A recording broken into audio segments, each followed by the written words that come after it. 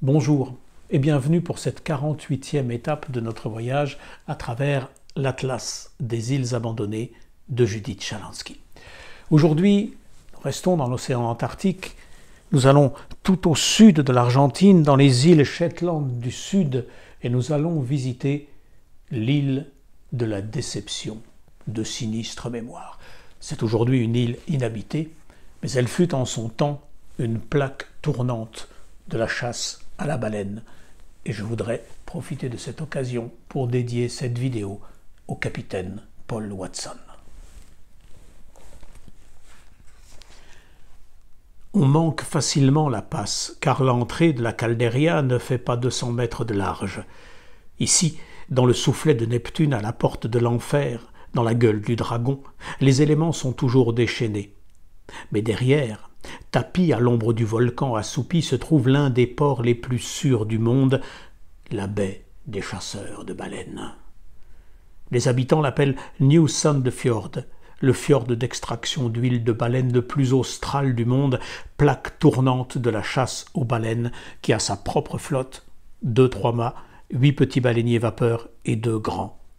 Excepté quelques chauffagistes chiliens, vivent ici 200 Norvégiens et une femme, Marie Betsy Rasmussen, première et unique créature féminine qui soit jamais venue dans l'Antarctique à ce jour, épouse d'Adolf Amandus Andresen, gérant de l'une des 3 sociétés qui s'adonnent ici depuis 2 ans à la chasse à la baleine. La saison dure de fin novembre au dernier jour de février.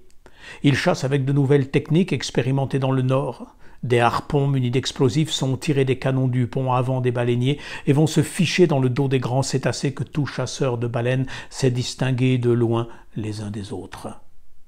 La baleine à bosse expulse un jet d'eau bref et son dos porte une protubérance. On reconnaît le rorqual commun à son jet vertical.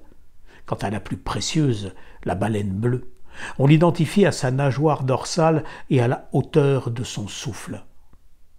Un baleinier peut capturer jusqu'à 6 animaux qu'il traîne le soir dans la baie.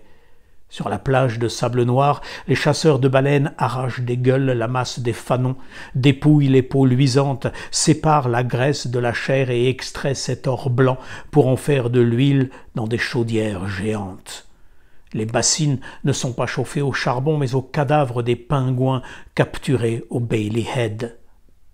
Le reste, ils le laissent croupir. Sur la plage, les haies blanches de carcasses de baleines se découpent sur le sable noir, l'eau est rouge de sang et l'air infesté par la puanteur des chairs putréfiées. Des milliers de corps pillés pourrissent dans le bassin du cratère, envahi par les eaux. À demain.